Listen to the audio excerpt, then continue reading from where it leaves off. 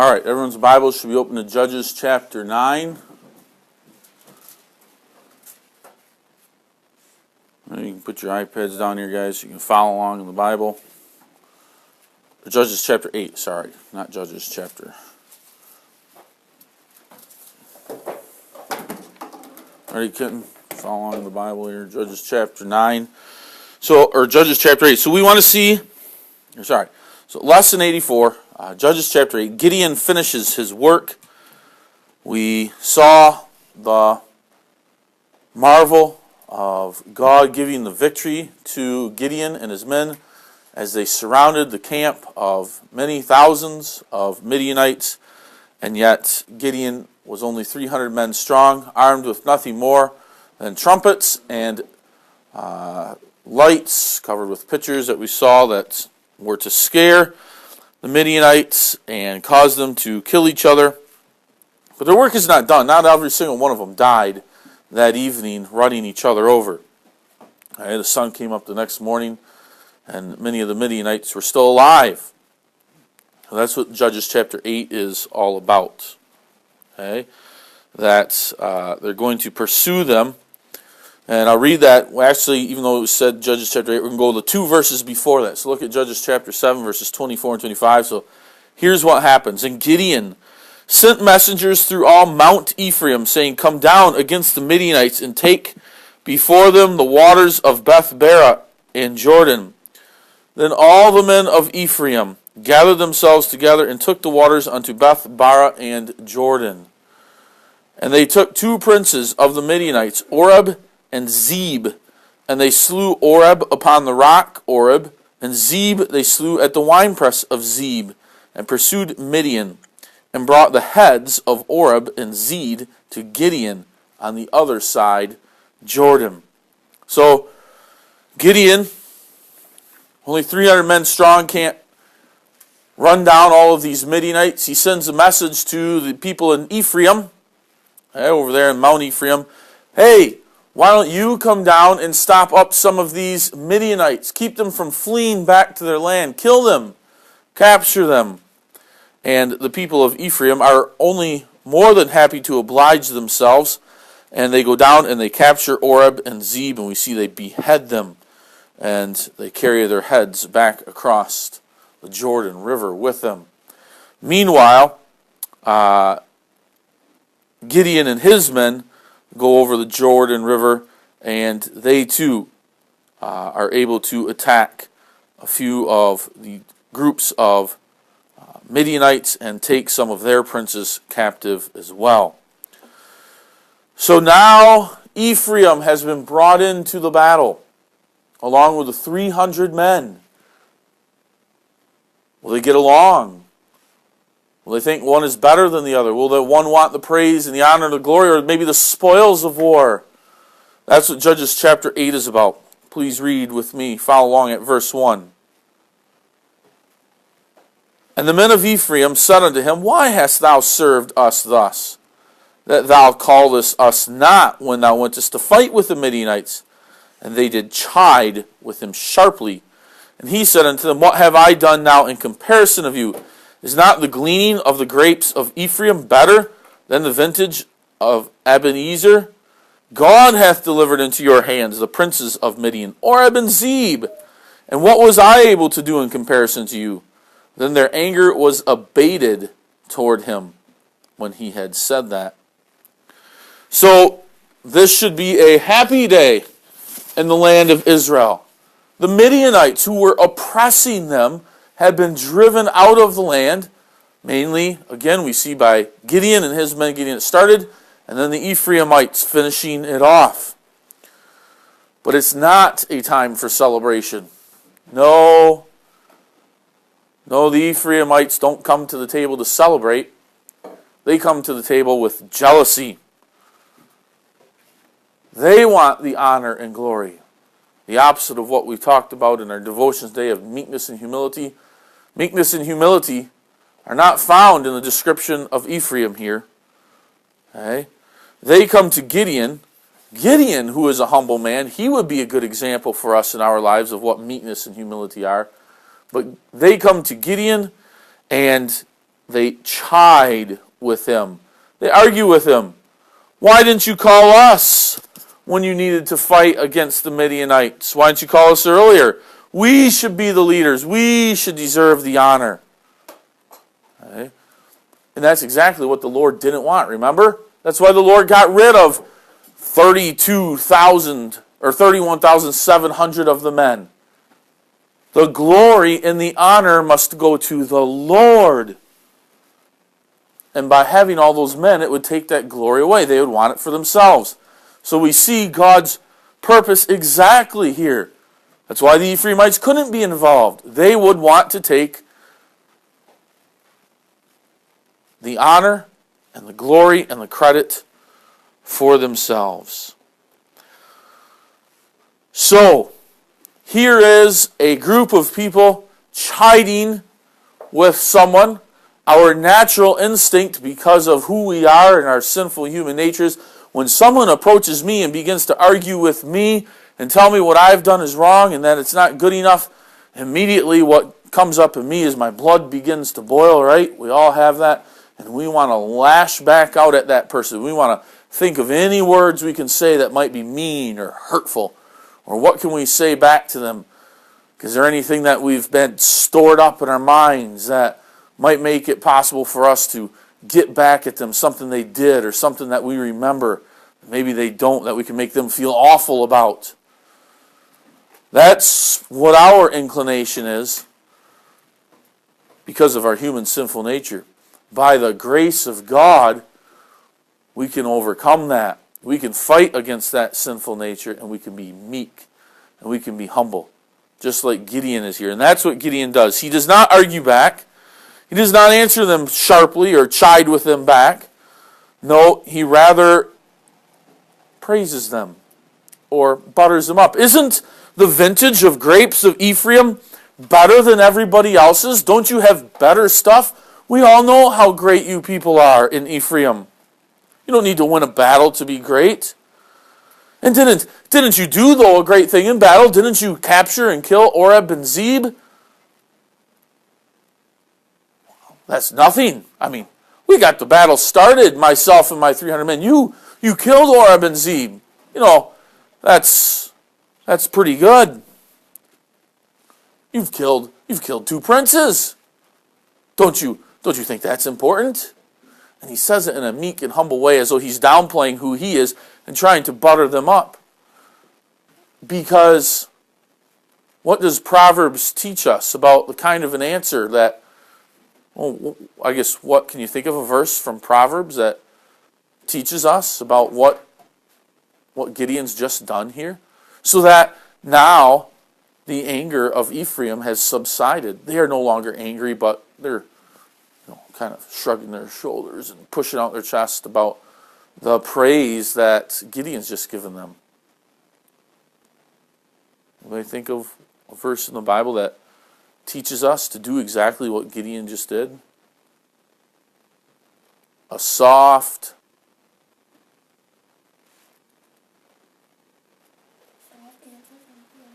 perfect, good, Sydney, yes. A soft answer turneth away wrath. That's exactly it. That is what we can learn from Gideon here. A soft answer. Again, I said my human sinful nature makes my blood boil when someone comes and attacks me, and I want to say all kinds of mean, hurtful things back to them. But by the grace of God, the Spirit is working in me so that I can hold at bay that sinful old man. And instead I can behave in the way the Lord desires me to behave, which is to have a soft answer. And it turns away the wrath of Ephraim here. They're kindled. They're no longer angry. Okay.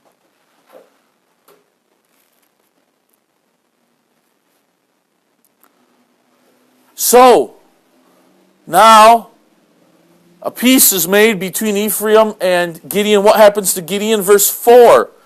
And Gideon came to Jordan and passed over. So he's passing back over. He and the 300 men that were with him, faint, yet pursuing after them. So they're chasing still the Midianites, but they're faint. They need food. They need water. They need to be nourished. And he said unto the men of Succoth, so that's a city they've come to here, give, I pray you, loaves of bread unto the people that follow me, for they be faint, and I am pursuing after Zebah and Zalmunna, kings of Midian. Well, that makes sense. He's racing through Succoth after. He sees the men and the people in the streets there in the village, and give the men behind me some food. We're chasing after your enemies. We're chasing after your oppressors. These Midianites that you want to get rid of, we're getting rid of them for you. We're chasing them, but we're weak. Give my men a loaf of bread, each a small loaf of bread and some water, so that we can be on our way and continue to have strength to pursue after them. And what is the result of? Well, what is the answer of the men of Succoth? And the princes of Succoth said, are the hands of Zebah and Zalmunna now in thine hand, that we should give bread unto thine army? And Gideon said, therefore, when the Lord hath delivered Zebah and Zalmunna into mine hand, then will I tear your flesh with the thorns of the wilderness and with briars. So the people there in these two cities, in Succoth, say, well, do you have them captured yet? Well, no, we're chasing them. Well, I'll give you food when you go capture them. Well, that doesn't make sense. How can they go capture them? They're weak.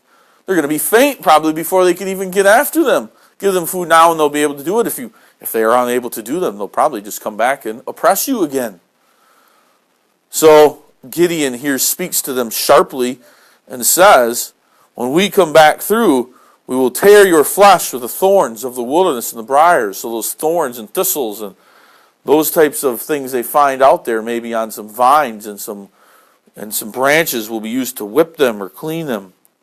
So we'll see. Then verse 8, and he went up thence to Penuel, and spake unto them likewise. So the same thing. Give us bread, give us water. And the men of Penuel answered him as the men of Succoth had answered him. And he spake also unto the men of Penuel, saying, when I come again in peace, I will break down this tower. They must have had erected in the town of Penuel some type of tower. They gave the men of Penuel great pride. They could look upon it as a symbol or something that stood out for them. They too won't help Gideon. So he and his men continue. God gives them what they need, the strength and the power to be able to pursue after their Midianite enemies. They are able to destroy them, wipe them out.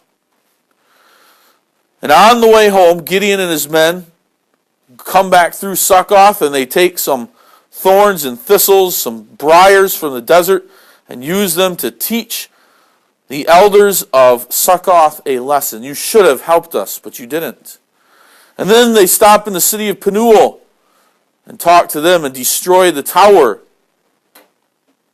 All the men of the city, in fact, were killed because of their sin, the refusal to help.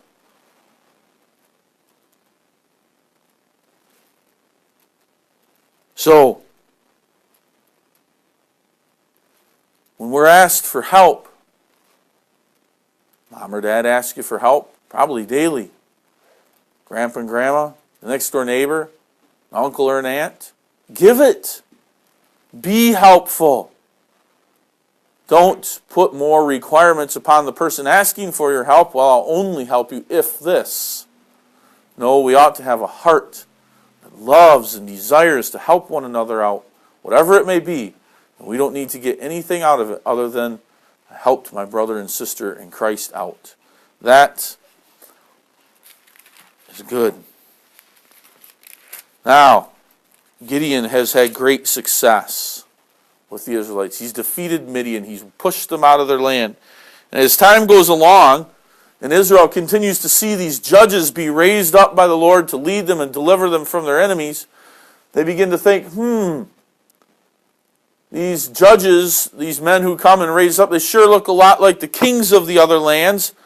So let's look at verse 22 and see what proposal the people of Israel have. Verse 22, then the men of Israel said unto Gideon, rule thou over us, both thou and thy son's sons also. For thou hast delivered us up from the hand of Midian. And Gideon said unto them, I will not rule over you, neither shall my son rule over you. The Lord shall rule over you. They want a king. They want a line where the sons of the king will rule next, and then the grandsons of the king will rule next. That's what they want. That's what they see in the lands around them. Let us have a man like that. And Gideon wisely says, no, it's not me who's delivered you from Midian. It's not me who did those things. It's the Lord. The Lord is the one who rules over you.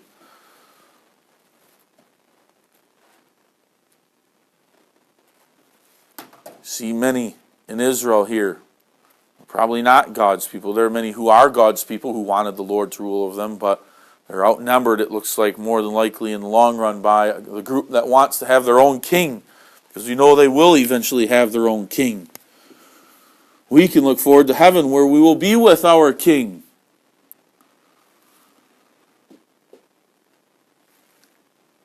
As good as Gideon was there at stopping the people from making him their king, in the end, he gives in some ways to them. Look at verse 24. And Gideon said unto them, instead of being a king, he says, I would desire a request of you, that you would give me every man the earrings of his prey. For they had golden earrings, because they were Ishmaelites. And they answered, we will willingly give them. And they spread a garment, and did cast therein every man the earrings of his prey. And the weight of the golden earrings that he requested was 1,700 shekels of gold, besides ornaments and collars, and purple raiment that was on the kings of Midian, beside the chains that were about their camels' necks. And Gideon made an ephod thereof, and put it to his city, even to Orphra. And all Israel went thither, went a whoring after it, which thing became a snare unto Gideon, and to his house. Gideon falters. Have you ever faltered? Have I ever faltered? I have. I know what's the right thing to do. I know what my behavior should be like, and I give in to sin and temptation. That's sadly what happens here to Gideon. He doesn't want to rule over them. He instead asks to have the spoils, the golden spoils of the Midianites, and they give it to him, and he becomes a wealthy man. Gideon does here.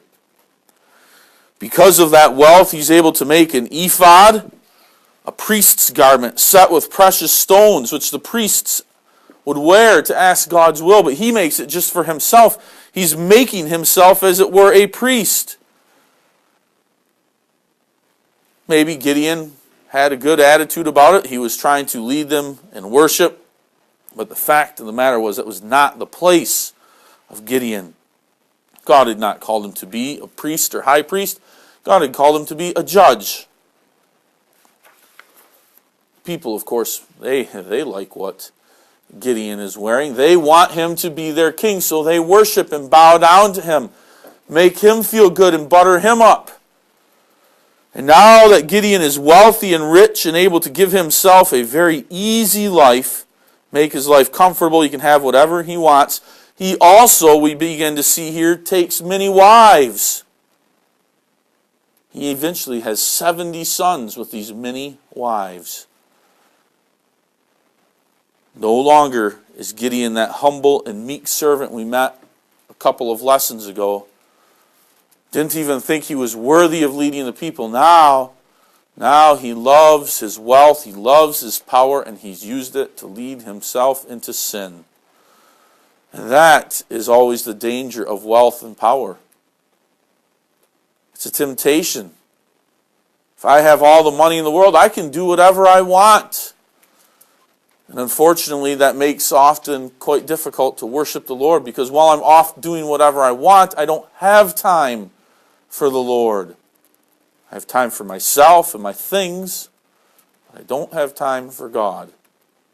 Or if I have all the power of the world, I love ordering others around, then I'm not humble and I'm not meek any longer. And I can't serve the Lord properly, being a proud man walking around with my head held high, saying, everyone look at me, look how good I am.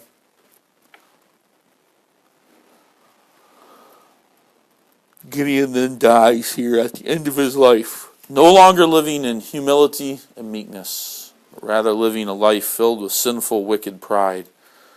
And God will judge Gideon for that. He was a good man. He did what the Lord willed at the beginning in leading the people out of their captivity. But in the end, now that they're out of their captivity, he begins to falter and fall into the same sins as many of the Israelites. All right, we'll stop there then at the end. So that's the end of Gideon.